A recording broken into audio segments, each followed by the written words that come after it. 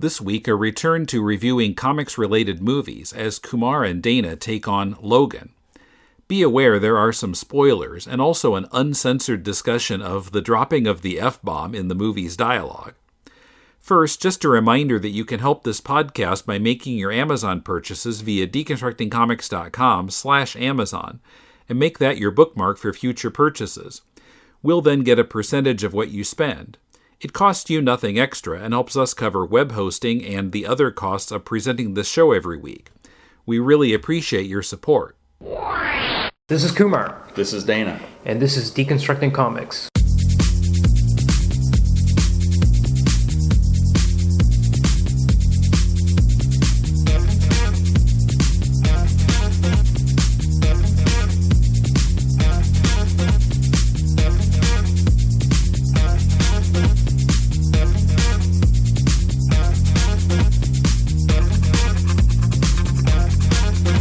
Welcome to Deconstructing Comics. We're both in Melbourne, in my kitchen. Amazing. Last time we did one in the same space was in Canada, in my mom's basement. 4 years ago we did the Chester Brown Paying For It episode. That was a bit weird. Yeah. This is also weird. So also another thing is I pulled a stunt similar to what I did with Tim when I met him in Tokyo, which is often when we're doing this podcast, I'm like, we should talk about a comic book because we could have it both in front of us and like point at the panels and stuff and remember this page. And once again, we haven't done that. We're going to be talking about a movie we watched yesterday, which we don't have in front of us. So it's almost like... Yeah. What's the point? We have no hope. Okay, well, we're going to talk about Logan. We also did a Wolverine episode before the previous Wolverine movie came out. Just before that came out, it was like, this is a good chance to talk about a Wolverine movie. And we didn't talk about that movie. And it also occurred to me that we have not, on this show, I don't think anybody has done like any Marvel movie. I think we've talked about, we did a massive like 8-hour episode about the Batman Superman movie. But I don't think we've done any sort of discussion about the Marvel ones, and the two schools. There's like the Fox side and then there's the Disney side.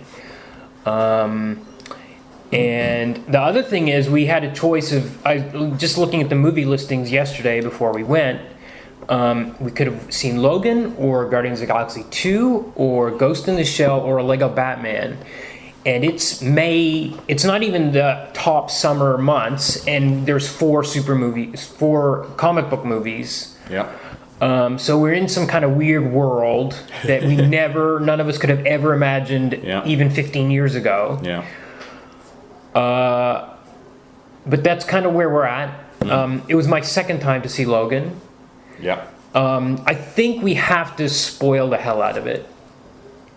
Probably. I don't think there's any way to talk about it in any kind of depth without going into the whole ending of it. But it's been out for a month. So I don't know. We'll put spoiler warning right at the front. Don't listen to it if you haven't seen it, But also, even if you haven't seen it, you probably heard lots of people say, I cried at the end or something like that, so you can probably guess how it all ends. Okay, so we want to talk a bit about the plot of this one before we get started. So it's 2029, I think, so it's set in the future. Logan is much worse off than he was in the last movie. He's super drunk. He's old. His healing is not up to snuff anymore. It's a lot slower healing him. He's got open wounds. He's got the Hollywood vintage leading actor cough throughout the movie, which is portends what is going to happen at the end. He's sick with something. We don't really know. This is all established right at the start.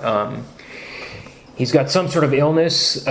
He is he's driving an Uber, basically, a limo around. He's a limo driver, yeah. Yeah, to make a living. Now he's living in secret in Mexico with Caliban, who is he has a mutant ability to track other mutants, and Professor X, who is he's borderline dementia. His mind is starting to deteriorate, and they have to keep him medicated all the time. Mm-hmm. And he has this fantasy of buying a kind of a boat, like a cruise ship, a yacht. Yeah. And living out on the ocean. So he's saving up money to buy this $70,000 yacht so that they can go out and have some sort of life. Probably the Professor X retirement plan. Right, exactly. Get him out in the middle of the ocean Right. so that he won't kill everyone as he deteriorates. Right. And we also it seems like all the other X-Men are long dead. So initially we don't know what happened to them. There have been no new mutants born in 25 years, which would place that at like 2004, which probably doesn't line up with the other movies. Yeah. But I just have a quick question to interject about that. Now, neither of us have seen Apocalypse. No. And I'm wondering if the cleansing, which they refer to in Logan, of the cleansing of the mutants, if that's something depicted? that happens either in Apocalypse or maybe I'm just forgetting and it was something from one of the other Wolverine movies or something. It was the guy's. There's a scientist character in Logan. I forget his name now, but he's the son of not Stryker, but the guy that put the adamantium in. Is that you're talking about the Weapon X, the head of the Weapon X program? Him, wasn't it? Yeah, what was his name? I don't remember. The Richard E. Grant character's father. Yes, so he was responsible for this cleansing, so some kind of, whether it was a viral purge or something. Okay. I'm just wondering if that was something that maybe happened in an earlier movie. Well, spoiler number one. Yeah. Late in this movie, it sounds like Professor X killed the X-Men himself. Oh, okay. Because there's that scene where he is lying in bed and he says, "This was the best night I've had in years, but I don't deserve it." And then he goes into this thing that sounds like he had one of his seizures, which mentally was, killed all those other X-Men.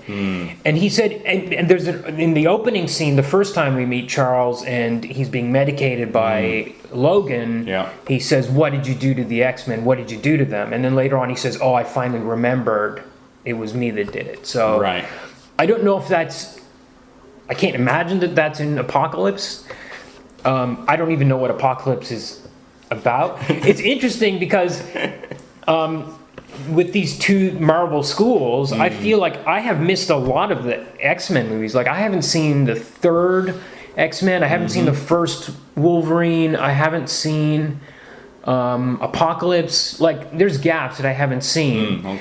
But if you call a movie Logan, you have to be... It's not called Wolverine 3. You have to be saying it's okay if you come in and watch this and you haven't seen any of this. That's a silent contract with the audience. That whereas I think with the Disney side, I didn't watch any of them, and then Avengers I was like, for some reason came up. I think I had a free ticket or something to go see Avengers, and I was like, well, I better watch these other 7 movies. All the Iron Mans and the Thor. And I felt like for that, it's kind of a good thing I did watch those, because otherwise it would have been really pretty lost about a lot of plot points. I think so, and those movies I think are really designed as a part of a coherent, I'll use scare quotes for coherent, but this is kind of a comic book universe where everything's intertwined. Yes. But now, to be fair, about Logan, I think all these kind of points and questions that we have, like, did we miss something in Apocalypse?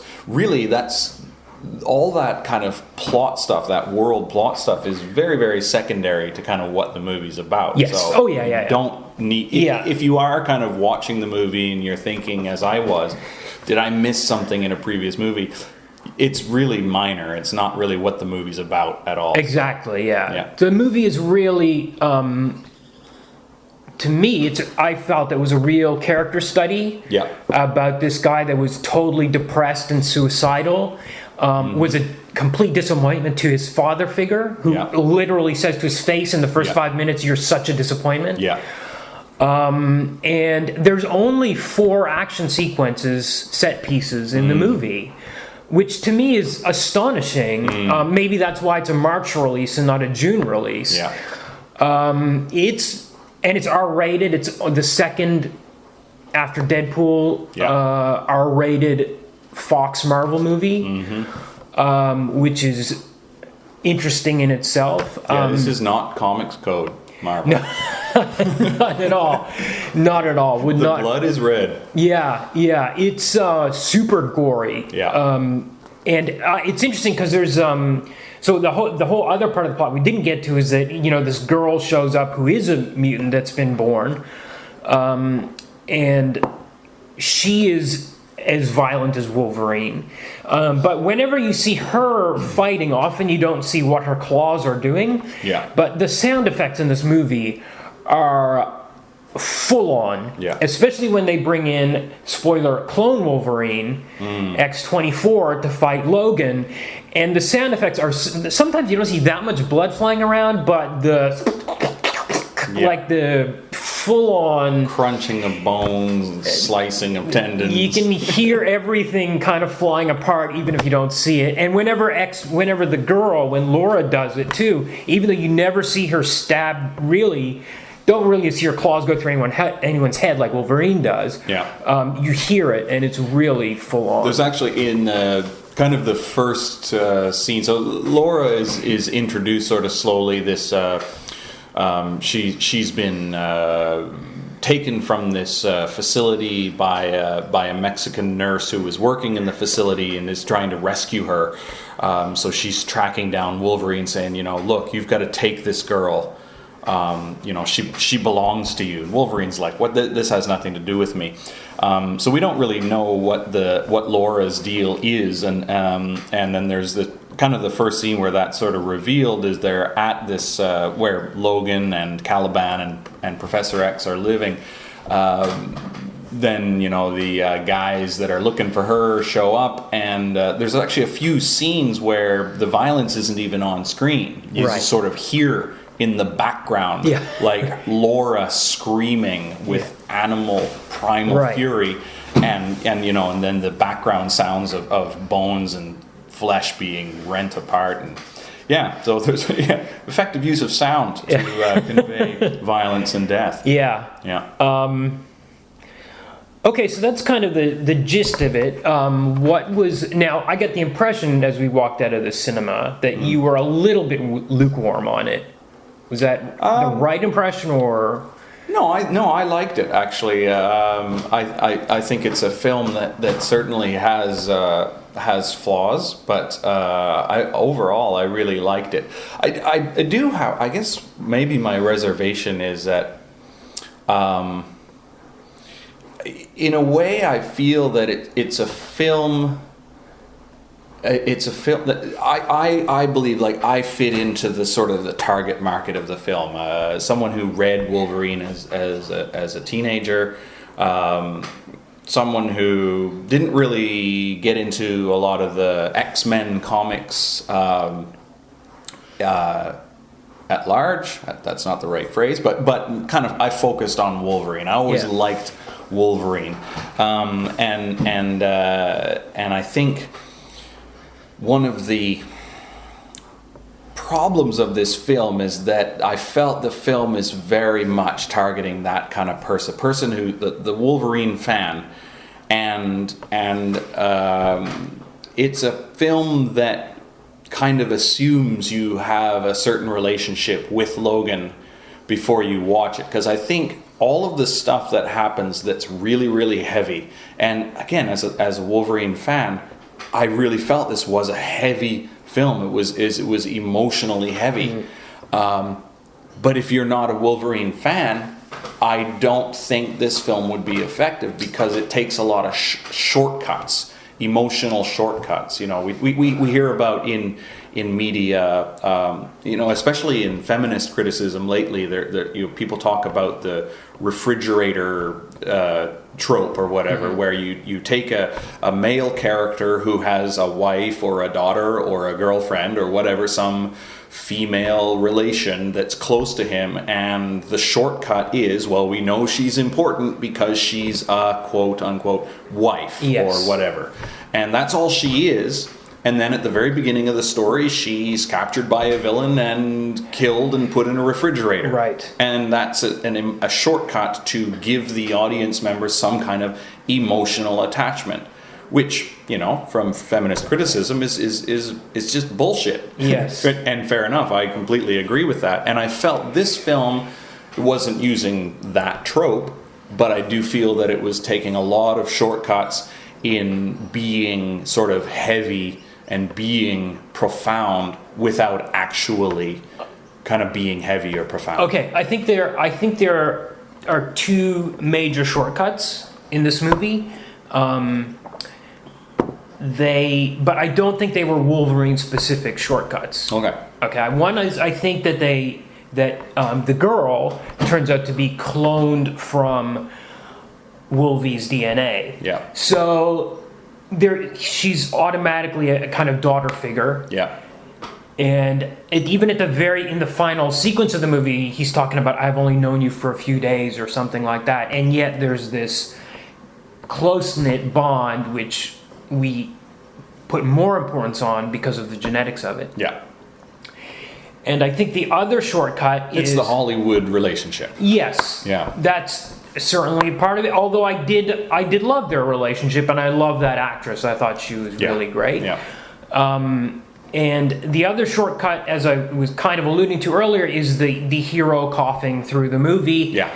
And then at the end sacrifices himself. So this is an exact thing we saw in Gran Torino, where Clint Eastwood is constantly coughing blood into his handkerchief, and at the end of the movie he allows himself to be killed to save the girl. Spoiler warning for Gran Torino as well. If you haven't seen Gran Torino. Like I was thinking, I was trying to remember, there's other, like the other one that I mentioned last night, doesn't quite fit the bill, but something like The Wrestler, where the guy is sick throughout the movie, and at the end you're pretty sure that he dies. And I'm sure we've seen that pattern before.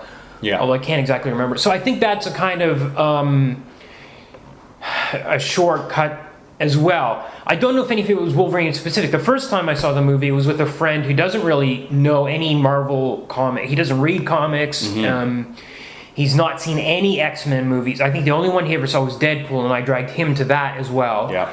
But he was kind of okay with it, because I even asked him as we came out of the cinema, did you know what was going on? He's like, I kind of, from interviews and stuff, I knew that's Professor, he's some sort of psychic guy, and he had this kind of, I think there was enough in the movie that he knew what was going on. Yeah, because I think there's a lot that happens in the movie that it is it's not shortcuts. I think that I don't know, maybe this is me unable to sort of view the movie outside of my perspective of kind of knowing who Professor X and Logan are and their relationship. But I think that was one of the really beautiful things in the movie, was this sort of Logan and Professor X sort of relationship. There was so much pain there. The onset of dementia. Anytime I hear a story about that, and I have no personal experience with it, but for me, it's even more tragic than something like cancer or somebody who's injured in an accident. Like these stories of people who have loved ones that suffer from dementia, that just rip me apart so much, because there's just something about a person who is kind of physically there. They're physically there, but they lose themselves. They lose everyone around them, and people around them also lose that loved one, even when they're sitting across the table from them and saying, how are you today, Charles? Like, who are you? And that wasn't really a big focus. The whole dementia thing wasn't really a big focus of the story. But there was a lot of, you could sort of see Logan's love for Charles Xavier. Yes, absolutely. And yet, he had to kind of keep Xavier drugged. Yeah. Just so that the world wouldn't be destroyed, kind of thing. So you kind of had this conflict, and that was very, very visible. And as they escaped from their hideout in Mexico and were heading towards this fabled Eden location that was supposedly a meeting point for all of these people, and Logan thought it was all bollocks, but that relationship as they were traveling, and Xavier sort of seemed to kind of wake up and kind of come out of it as they were moving, and you got sort of more of that relationship. As you mentioned a few minutes ago, he remembered what he had done, and seemed to really be interacting with Laura and with Logan in a coherently and kind of being aware of what was going on. So I thought that was another thing that was really strong in the movie. That was very, I don't want to say enjoyable, but yeah. No, yeah, certainly the movie spends a lot of time. I mean, like I said, there's only 4 action set pieces, and the rest of it is really establishing the relationship between these 3 people, and 4 if you count Caliban initially. Yeah. And then he's kind of pulled out of it. Yeah, but I definitely, I really did love the movie, maybe a bit more the first time, maybe. But I don't know if a part of it is just to see them going outside of that box like Deadpool did. And I feel like that Fox side of the Marvel equation is kind of an advantage, although they're generally making worse movies. Yeah.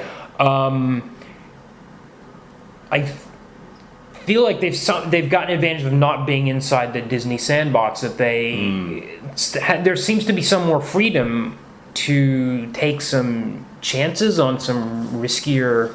Yeah, and I think they're doing the kind of darker stuff. Yeah, but at least with Logan, they're not falling into the trap that, I guess that. Whatever it was called, the Batman Superman one. Yeah. I guess Batman versus Superman maybe was what it was called. Dawn of Justice. Batman v Superman. Batman even versus v Superman. Like that was kind of very dark and heavy, but it just was kind of not. Yeah, it was overly serious. Right. But then you go back to the Christian Bale Batmans, and that was a super dark series. That was kind of more in line with the Logan movie. Well, yeah, no, I think that's where that succeeded. Yeah, right. Those movies succeeded, and I think Logan succeeds at kind of being more serious, and without being self-serious, right? Without being something you're watching and sort of laughing at, is like, my God, you guys are taking yourself seriously. Like at least for me, it was actually pretty serious, and I think because it was a story about people rather than oh my God, it's the end of the world. There certainly was that threat with Professor X possibly, blasting people, but that was, as I said, it was really a minor part of it. Yeah. And there's even, there's a nitpicky thing, but when Richard E. Grant, who's also great in the movie, shows up at the end and he gives a speech about what he was planning to do with his research, like he was going to release some like mutagens in the water. I couldn't remember. It was like a couple of lines of dialogue, and it was such an afterthought. Like it didn't really matter if that was I wasn't at no point in the movie was I wondering why they were experimenting on kids turning into super soldier mutants. Like that was enough explanation. That's fine. Yeah. All this other background and 2 or 3 lines that was just kind of tagged on. Yeah. That was the comic book stuff. Yeah. Well, I mean, if you want to this is we are geeks, so we do have to do some nitpicking about pointless stuff. And one for me was certainly that at this future stage in 2029, the exploits of the X-Men have been turned into comic books of the sort that the types of X-Men comics we're sort of used to looking at. And I think we've seen that in other comic book movies before. I'm trying to remember which ones off the top of my head, but I can't. Deadpool certainly had Deadpool comics in it, but that's a little bit of a special case. That's different, yeah. But there have been other cases where it was like there were comic books of the characters hanging around.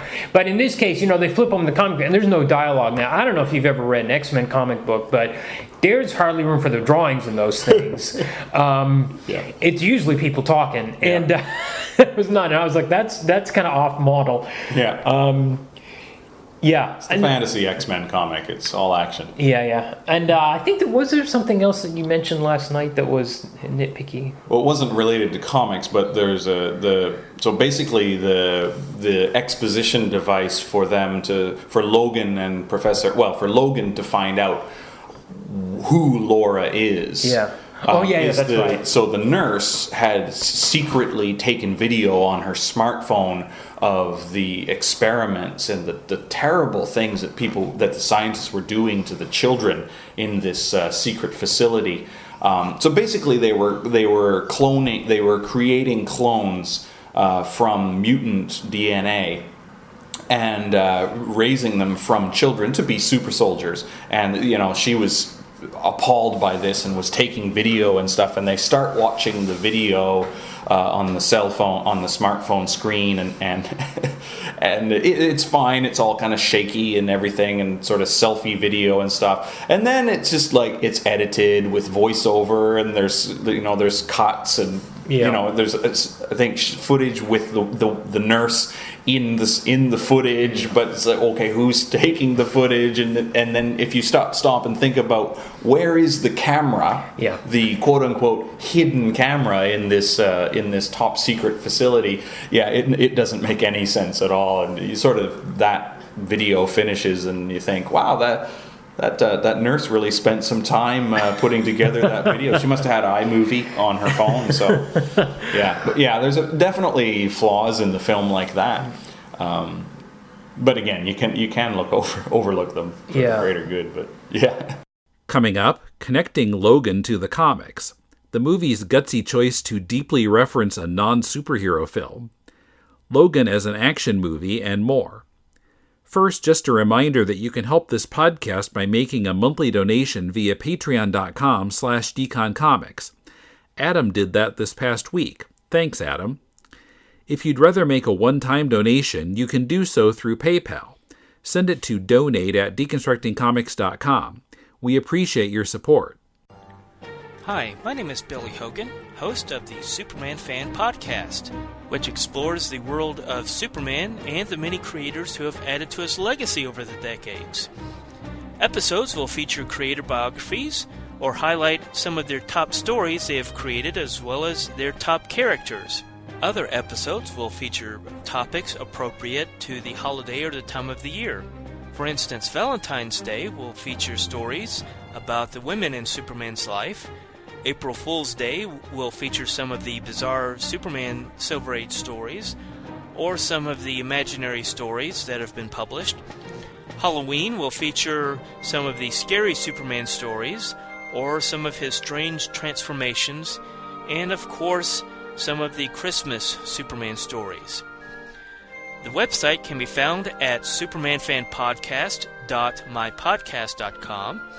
The blog is supermanfanpodcast.blogspot.com, and you can send email to supermanfanpodcast@gmail.com.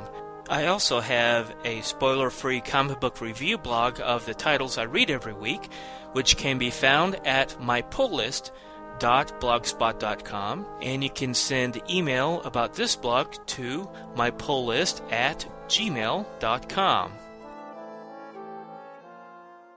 Did you see the previous The Wolverine, the one that was set in Japan? No, I didn't see that one. Oh, right. Okay. I didn't. I've heard people say they didn't like it, but I really love that movie. And that's the one where at the beginning he's like, he's like an animal in the woods, and his hair's like gone super long, and he's killed Jean Grey, I guess, in the third X-Men movie, which I haven't seen, and he's rock bottom, as he is in this one. At the start of this one, he's drunk in the back of this limo.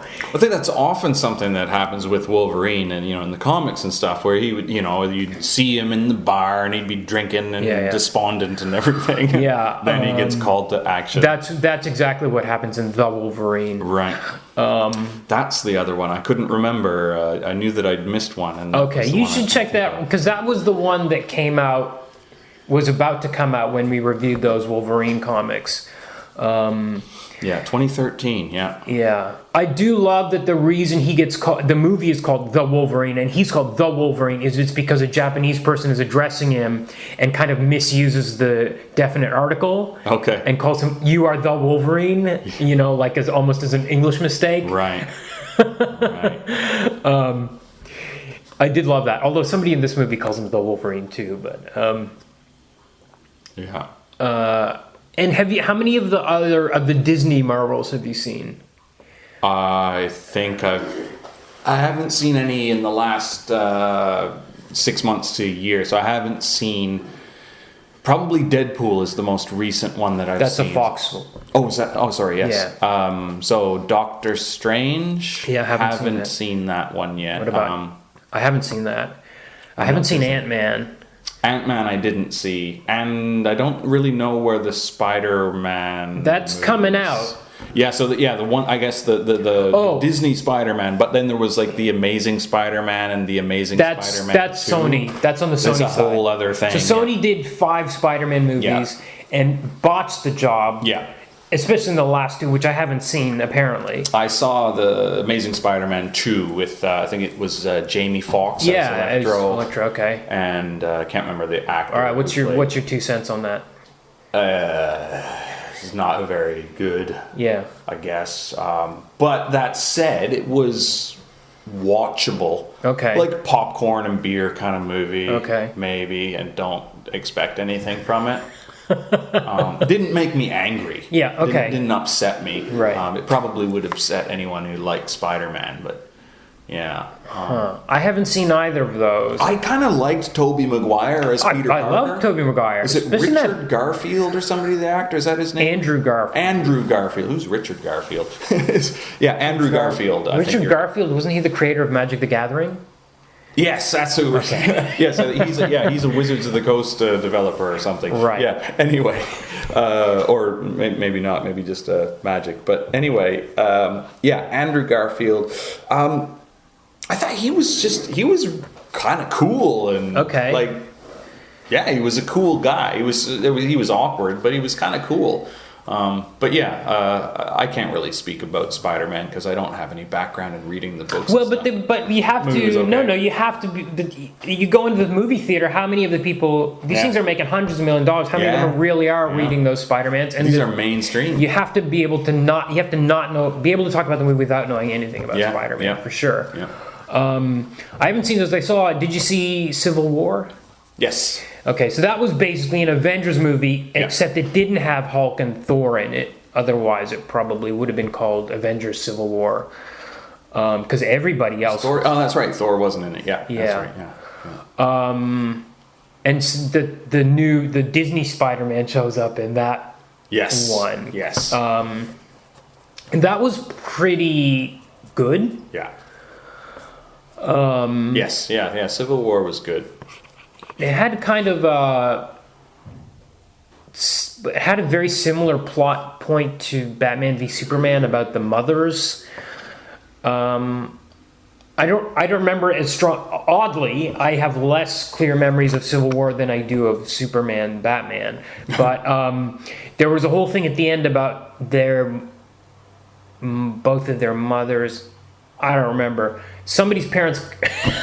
It's amazing I'm trying to talk about this. Somebody's parents died in a car crash. Maybe it was Tony Stark's parents. Okay. And he found out that was actually done by Winter Soldier. Oh, right. And then there was something about either Winter Soldier's mother or Captain America's mother. Somebody else's mother came into play as a, I got a mom too kind of scenario. my mom was killed too. But other than that, it was a pretty good movie. Oh, it was pretty good. I don't know if this is a risky topic, but I want getting back to Wolverine a little bit. How can we sort of connect Logan to any of the comics? So I want to sort of, like, not necessarily plot-wise, but in terms of... So I mentioned before, like, I think I am part of the target audience for this. And I could recognize that there are certain shortcuts that they made with the character and with the plot and with the emotional manipulation that targeted me or people like me. Yeah. So, for example, what I would tie back to is... Well, I think I mentioned this, maybe you disagree, but yesterday after we came out of the movie, Wolverine has always had certainly not a suicidal sort of mindset, but he certainly never feared death, and it was, I guess, like a death wish. Like, he had no fear, but he knew he wasn't going to die, but he was kind of always, like... daring death to take him, if I can say that.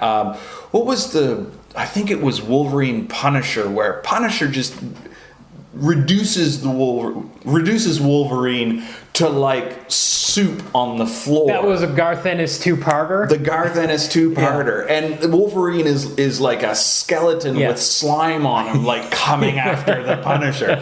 You know, like, obviously that's just kind of ridiculous and kind of funny, but that's always kind of Wolverine. Like he's kind of like the Terminator, and that he never stops coming. But the human side of him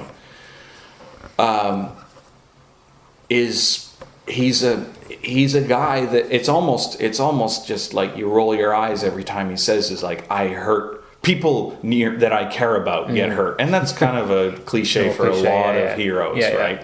But that's always been something with Wolverine. And again, going back that, I was reading Wolverine as a teenager, I didn't recognize those cliches as cliches. I was taking them as like, this is like heavy shit. Yeah. And so this sort of, that shows up in the movie Logan again. But he's always been somebody who's he would be happier if he could just die. Yeah. Without being suicidal. Right. And so to me, I think I see where the line is. Yeah, to me, that mindset, that like I just want to escape everything. He's always like these stories where he starts and he's just in the bar just drinking his face off and just, with the big shaggy beard, and he's acting like an animal out in the woods before Professor X brings him back and reminds him that he's human. And he's happier out in the woods, maybe, or maybe he's only happier because he can just kind of push all of the human ties away. So that all that background coming into this film, I think, is what really made the story of this film quite emotional for me. Sure. In that this is a character that is finding that peace. Yeah. Well, so he's carrying around an adamantium bullet. Yeah. And there's a line that suggests that Professor X knows that he wants to kill himself. Yeah. But at the same time, he is saving up for this boat and trying to, escape with Charles to live on the ocean permanently. Yeah. So it's kind of almost something that he's fantasizing about, like he wishes he could kill himself if he had the freedom to. Yeah. But he won't. Right. The people he loves are more important than his wish for silence. Right. So I don't know, I didn't come in with a huge Wolverine background, but I did, especially the second time watching it, feel like it was really... for an actor like Hugh Jackman, he had to go very deep, and I was thinking, is he ever going to get a role that he has to go this deep again? He probably will. It is a contained superhero movie. It's in that superhero movie box. Yeah. You could remove those bolt-ons all those accoutrements of superheroism and make a movie about a similar character, which would be very hard to watch. Yeah. But he maybe would do that. Las Vegas. Leaving Las Vegas, exactly. He could do that role and get an Academy Award nomination or win or something like that. I did think it was very, heavy in that regard, even without the Wolverine stuff. There's so much other stuff, like, I mean, the Shane subtext, okay? This to me was brilliant. Yeah. So there's a scene in the middle of the movie where they start watching Shane, and that's really a movie about, being a good guy or trying to be a good guy and really being a bad guy and all that kind of stuff. Yeah. And at the end, at the spoiler graveside, this speech that X-23 gives, that Laura gives, is just she just recites dialogue from Shane over the grave, and then and then that's kind of it. And I thought that's another, like, who in the room understands what's going on here. Was another very ballsy play that I'm surprised the studio let them get away with. So what was Wolverine? So he must have been quoting something. So he almost couldn't. I shouldn't say Wolverine. I should say Logan. He's talking to Laura, and it's okay. We're completely spoiling this. So it's after. So they bury Professor X. Yes. And Logan is saying, "This is a good place. There's trees. There's." And he can't say it. He's crying or trying not to cry. Yeah. That felt like it was a quote from something. I don't think it was. This is a good place. I think he was just trying to describe the burial place. There's water. And then, okay. I think he was just trying to felt that was... okay. Either a callback to an earlier movie, or a quote from something. But I felt like that kind of, like the whole Shane thing. It gives you an additional layer of context that you can put emotion on there. It doesn't matter if you've read any Wolverine comics in your life. Yeah. And they kind of give it to you a little bit earlier when they're watching the movie. Yeah. In the hotel room. Yeah. So I think they were really. It's smart, and I think it's as deep as you can get on a Logan or a Dark Knight. I don't know if you can really push that any further without going to Leaving Las Vegas territory. I mean, that's where it's not, which is you got to take off that superhero stuff. I think it's a kind of about as good as you can get. About as dramatic. And I don't want to... It makes it sound like I'm really qualifying everything. Yeah. I really did like the movie a lot. Yeah. I just found all those things... And I mean, like I was kind of getting at earlier, maybe do I like it as much as I like it because it's just so much higher, so much better than a lot of the other superhero fare? Or do I like it on its own terms? That's... maybe I still haven't worked that out in my head yet. Yeah. I do think it was really great, but I do find sometimes 10 years later, I'm not super keen to watch that movie again, or I don't get as much out of it as I did initially. But, it's just such a surprise on all those levels. Much like Deadpool was such a surprise. That's kind of where I got the most satisfaction out of it. That's where I was most rewarded to see them trying to really do a character study and not worry too much about the action stuff, and don't worry if we're going to deeply reference a movie that none of the audience has seen. And make that this thematic core of the movie is this other movie that nobody in the audience has seen or heard of. Well, I don't know. I think Shane's pretty central to... I bet if we talked to the 10 other people in that audience... but we're in Australia. I think in America it might be different. Maybe so. Yeah, because I'm pretty sure that we watched that like in high school. Well, it was actually... The novel was on the junior high school reading list for some of the grade 8 classes, I remember. I'm pretty sure that I read that in school, and I think the movie might have been part of that class. Yeah, junior high school, So, as an action movie, then, two things I want to say about Logan as an action movie. Because I think you mentioned there's only 4 action sequences, set pieces, if you will. They were good. Oh yeah. So Professor X. Oh yeah. Doesn't get his medication. Yeah. So this is a scene that you were talking about. They're in the hotel. Professor X and Laura are watching Shane in the hotel, and Logan's out getting a new car because their limousine has been shot up. Charles doesn't get his pill, and Logan's just pulling back into the front gates of the hotel, and boom, Professor X's mind waves seizure hits, and basically, Logan is just tough as everybody knows, so it doesn't quite affect him as much. Yes. But everybody else, and almost like the world is frozen in time, and you can see people are moving, but they're moving barely. in super, super slow motion. So Logan is just struggling and pulling himself in towards the room, and as he gets into the hotel, he starts to notice these agents from this group that have been hunting them, and he's like, oh shit, they're here. Yeah. And he claws his way up the stairs and down the hall, and as he's approaching the room, he sees all these guys with machine guns and knives and body armor and cybernetic arms.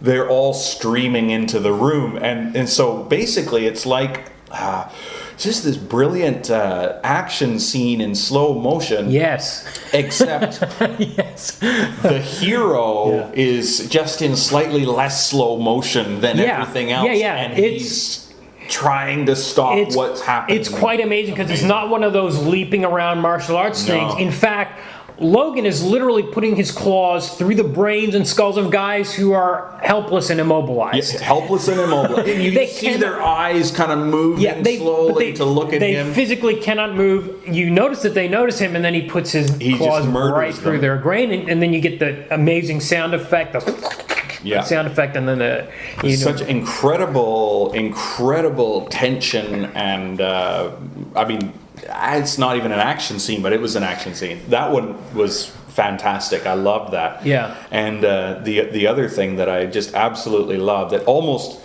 just, I don't know why I have this reaction, but the action scenes where Laura was rending people almost made me cry. So I think this is also sort of ties back to the Wolverine comic books. Part of the core of Logan Wolverine is that conflict of animal and human, and Weapon X kind of goes into that deeply, and various parts throughout Wolverine comics you see him either trending towards one side or the other, and essentially he's almost like a Hulk character in that way, although he doesn't actually change, but for me, Laura was, undeniably Logan's daughter. She was the unfettered beast. Yeah, for sure. That had not been given any, almost like a feral child. Because Wolverine would growl, and sometimes he would go into berserk mode. Yeah. But she would automatically just be shrieking. She had this shrieking voice and would just be out of control from the first... almost the first moment. And out of control, in the way that Bruce Lee would be out of control. She was clearly highly but she almost trained. She almost kills the guy at the gas station for asking her for money to pay for the Pringles. He tries to take her sunglasses off her and face. she bares her claws, and it's she's Logan. About to kill this guy. Nope. She has no control. Interesting thing also about the action sequences, I think that was, especially the very, very first one, he wakes up in the cab, some guys are trying to steal the hubcaps off the limo, and he gets out and he's like, guys, don't do this. He's totally drunk. He can barely stand up. They start shooting at him, so of course he starts literally hacking off limbs. And I thought, okay, this is the scene for the Logan fans who this is the Logan they imagined when they were reading Chris Claremont comics, and you saw all the deaths happen off screen or whatever. Right. That was what was kind of going through their minds, is Wolverine going crazy with his claws. Yeah. And that to me was that was really built for them.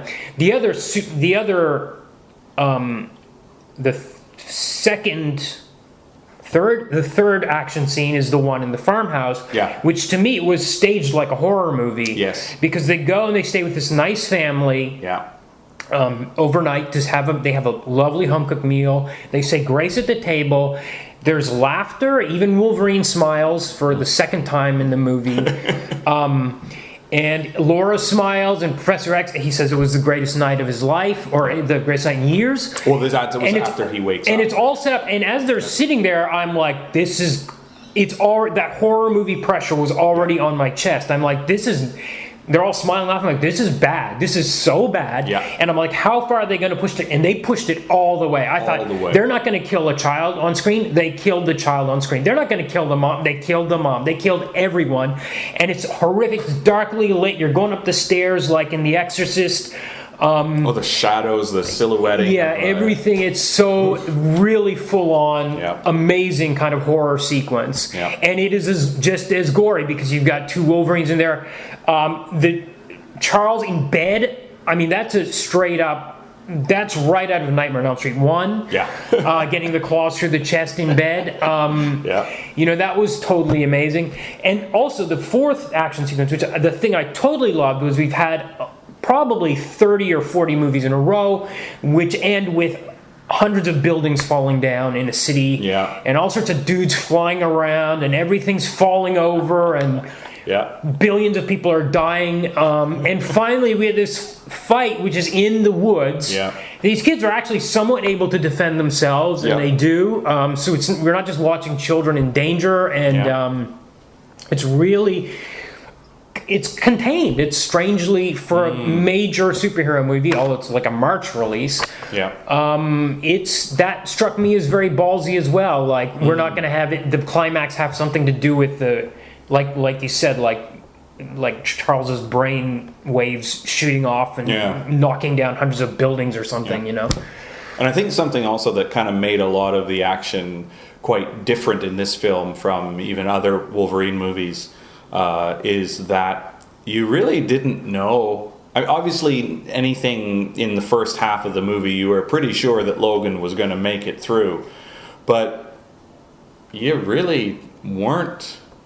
So there was tension to it. Right. You know the character has to make it at least halfway through the movie, but you really didn't get the sense that Wolverine or Logan was indestructible at all. Right. And when he's facing off against X-24, you're like, well, no. He has no hope. No chance.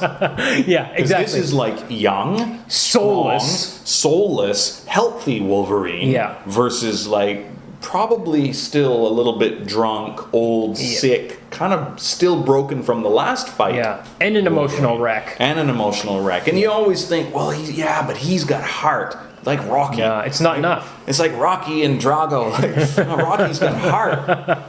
And you're like, no, Logan actually, he does have heart, but... And in fact, in the end of the movie, it's not him that actually kills X-24. So... Yeah, we won't spoil who kills X-24. We'll let you watch the movie for that. Or how he gets killed. Yeah, no.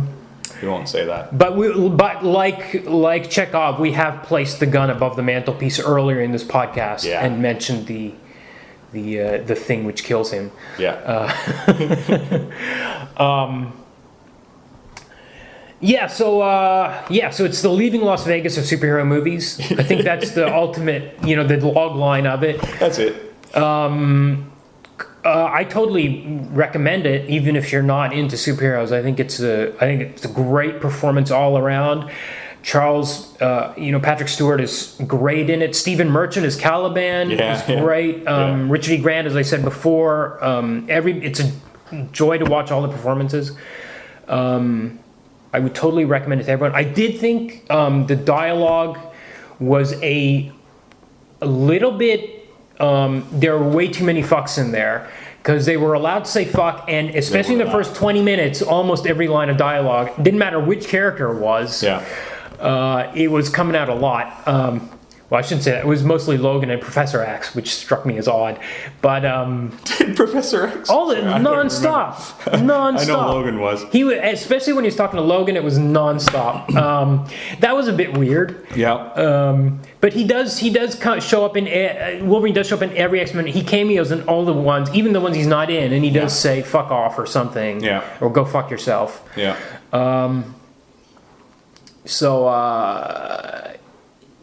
Yeah, I don't know. Maybe they laid the groundwork for it 12 years later. He can't, he has Tourette's. I don't know.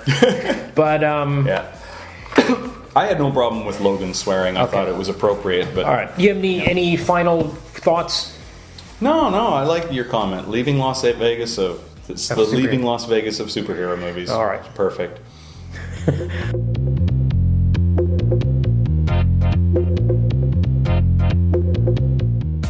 Logan is out now on DVD in the US, Canada, Australia, New Zealand, and the Netherlands, and will be released in the UK and many other countries in July. Write us at mail@deconstructingcomics.com or look us up on Patreon, Twitter, Facebook, and YouTube. All our social media links can be found on the right sidebar at deconstructingcomics.com. Also, please give us a review on Apple Podcasts or Stitcher. Our theme is from bensound.com. Last Thursday on To the Bat Poles, we eulogized Adam West, everyone's favorite Caped Crusader. We also talked about King Tut's third appearance in King Tut's Coup and Batman's Waterloo. Look up To the Bat Poles wherever you find your podcasts or at tothebatpoles.libsyn.com. If you're looking for some constructive feedback on your comic, send it to us and Mulele and I will critique it on our spin-off podcast, Critiquing Comics. Send it to mail@deconstructingcomics.com. We'll read at least 30 pages of it and critique it on the show. A new episode about a really bizarre comic is coming this Thursday in this podcast feed. Next week on this show, Mulele and I discuss the book Wilson by Daniel Close, and then Kumar and Emmett discuss the Wilson movie. Till then, this is Tim, and thanks for listening to Deconstructing Comics.